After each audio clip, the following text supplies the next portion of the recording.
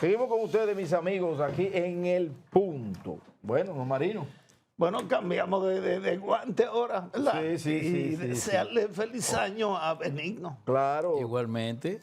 Ahorita Mira. teníamos la balanza de la justicia, ahora. Sí, te voy a decir algo, Benigno, una figura de los medios. Sí, claro, no, estaba quejándome fuera de cámara con él porque nos ha dejado solo. Tiene mínimo 5 programas de televisión diarios. Wow. Diario.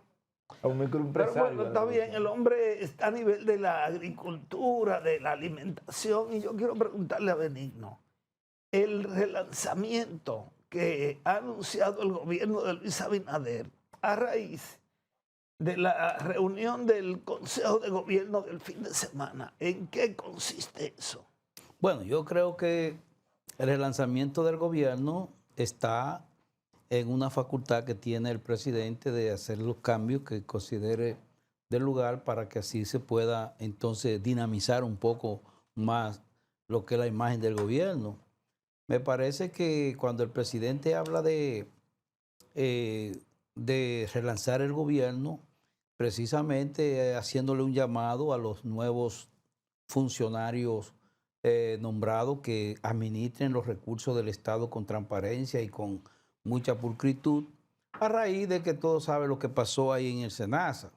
Nosotros siempre decíamos en nuestro programa que a un funcionario nunca se le debe dar más de 2 años en una función, porque después de 2 años comienza a maquinar y hacer cosas indebidas. Y creo que el presidente lo está haciendo, haciendo un cambio rotundo. En muchos casos ha movido ficha de un lugar para otro. Y como lo hizo en el sector agropecuario, también esperamos que con el cambio del ministro, que trajo ahí a un ingeniero agrónomo, a un hombre próspero, a un empresario agrícola, a uno de los productores de arroz de mayor producción en el país, y que es un técnico bien calificado. Pero eso necesita de no solamente el cambio de ministro, sino un cambio de visión en cuanto a lo que es el sector agropecuario. Porque una de las partes importantes hoy en día en este mundo globalizado que se necesita es precisamente planificar tomando en cuenta lo que es la comercialización, que le garantice al productor poder vender o comercializar su producto a tono con lo que son los costos de producción. Porque el costo de producción es lo que te define a ti el precio de un producto en el mercado.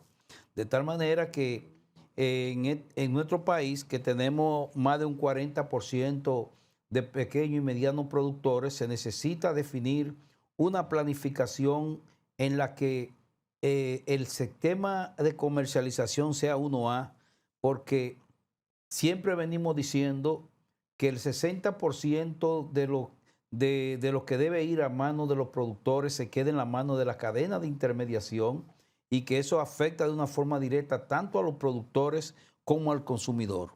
Nosotros proponemos que dentro de lo que es un componente social, que el gobierno pueda compensar y pueda garantizársele al productor su acercamiento al productor, al consumidor, y con ello se puede bajar un 30% a la canasta de los alimentos, de los productos, los alimentos de origen agropecuario. Y esa ha sido nuestra propuesta siempre, porque de una forma u otra el gobierno tiene compromiso con lo que es la clase pobre, con la clase vulnerable. Fíjense lo que pasó en diciembre. En diciembre el ministro de Agricultura debió en septiembre y octubre salvaguardar lo que era la producción de pollo, es decir, coger 4 o 5 furgones y guardarlo ahí para equilibrar. Si lo hubiese hecho, pues los agricultores, los productores avícolas no se aprovechan y crearon una crisis y eso afectó precisamente el consumo de ese producto y aumentó el precio. De tal manera que ese debe ser la responsabilidad de un Ministerio de Agricultura en coordinación con lo que es un sistema de comercialización que se tenga en cuenta para garantizarle al pequeño y mediano productor. Benigno, ¿tú crees que el ministro saliente no planificó? no planificó. Ah, pero le hizo daño al gobierno. Claro que hizo daño, porque es que óyete bien una cosa, el comerciante, y ustedes estaban hablando ahorita de los comerciantes, el comerciante que solamente jala para sus intereses, no le importa. Alguien decía de ustedes acá que, o ellos mismos decían, que en el 2004, ¿qué fue lo que más contribuyó a la derrota del presidente de Hipólito Mejía? Fue un golpe de Estado financiero. ¿Y quiénes se lo dieron? Los mismos comerciantes, porque el INESPRE fue una de las instituciones mejor valoradas, pero ¿qué pasa? Los comerciantes se rebelaron y se fueron en contra del gobierno. Entonces yo creo que los comerciantes hay que tratar de defender al comerciante, pero sin descuidarse, no entregarle el 100% de lo que es la comercialización. Tú ahora mismo, la comercialización de los rubros agropecuarios está en manos de la cadena de intermediación. Ahora mismo no hay ningún mecanismo que tienda a reducir eso. ¿Y eso a quién afecta directamente? Al gobierno, porque la alimentación es básica. Por lo tanto, hay que tratar de diseñar un programa bien agresivo de comercialización agropecuaria que tienda a compensar y a reducir a un 30% el costo de los alimentos. Benigno, yo lo escucho hablar de la parte de los comerciantes sobre los precios. ¿Qué medidas ustedes que deben de adoptarse desde el gobierno para garantizar ese equilibrio entre precio, oferta y demanda y también con la producción que tenía su merma? ¿Cuáles medidas podrían tomarse? Mira, yo siempre he dicho que aquí la planificación está un poco potrenca, porque cuando tú tienes un control en lo que es la planificación, eso te permite a ti poder saber, vamos a suponer que podamos regionalizar cuántas tareas de arroz tenemos sembrada y en qué mes y cuál es la producción esperada. Entonces, desde ahí podemos entonces diseñar un sistema. ¿Qué es lo que le pasa con el cultivo, con el arroz? El arroz tiene un componente muy importante que es la parte industrial. La parte industrial que es ahí donde incrementa el precio de ese rubro. Por lo tanto, ¿qué nosotros proponemos? Que se instalen mercados terminales regionales para que el pequeño y mediano productor tenga donde poder dársele ayuda en cuanto a la molienda de su arroz. Y de tal manera que ese arroz pueda llegar a un 30%, porque eso se le baja al productor. Porque no es lo mismo tú vender un arroz en cáscara que vender un arroz ya procesado. Pero que lo venda que desde ahí le llegue al comerciante o le llegue a la institución. Que le llegue al comerciante ya con un precio consensuado. Cuando el gobierno asume responsabilidad, ya tú como comerciante vas a comprar un producto ya consensuado con un precio. Mira, ese plátano se le compró al productor a 10 pesos la unidad, porque así hasta ahí abarca el costo de producción.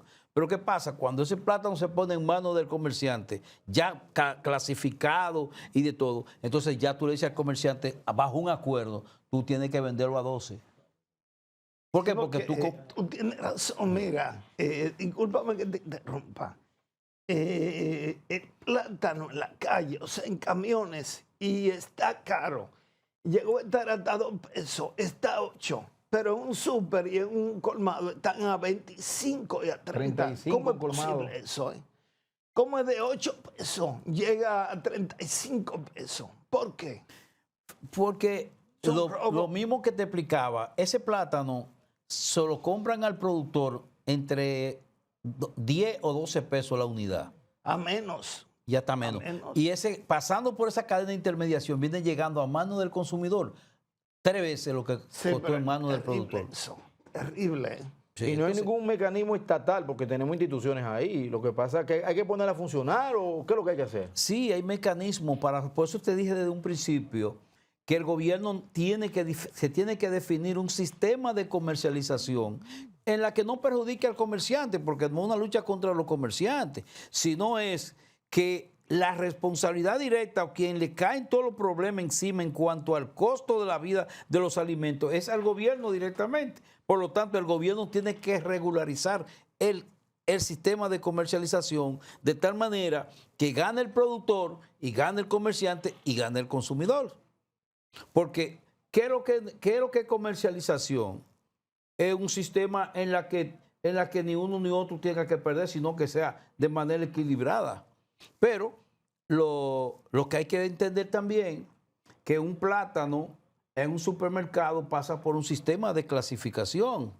Porque en los asuntos de plátano hay que entender, aquí tuvimos un tornado que derribó más de 130,000 tareas de plátano, porque son cultivos que se manejan con un sistema cíclico, que ahora mismo el plátano está caro, pero es porque la producción de plátano fue afectada por un tornado, ahí principalmente en el Cibao Central, más de 130,000 tareas de plátano. Y eso tuvo el gobierno que acudir a los productores, y cuando tú veías que se vendía un plátano a peso y a 2 pesos, fue porque se acudió a proteger a los productores para que no lo pierdan todo. De tal manera que nosotros aquí sí producimos plátano para abastecer el consumo. No hay por qué comprar un plátano ni en 30 ni en 40, no. Ese plátano se puede vender. Pero si lo venden así, ¿qué tú vas a hacer? Dime.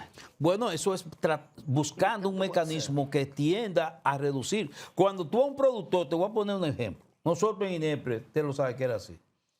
Cuando ese productor venía a un mercado de INEPRE a vender, se le cubría el costo de transporte. El costo de transportar un camión de plátano de Barahona aquí a Santo Domingo te cuesta entre 15 o 25,000 pesos, partiendo de lo que es el activado y todo lo que tiene que... Entonces, eso se le agrega ¿qué?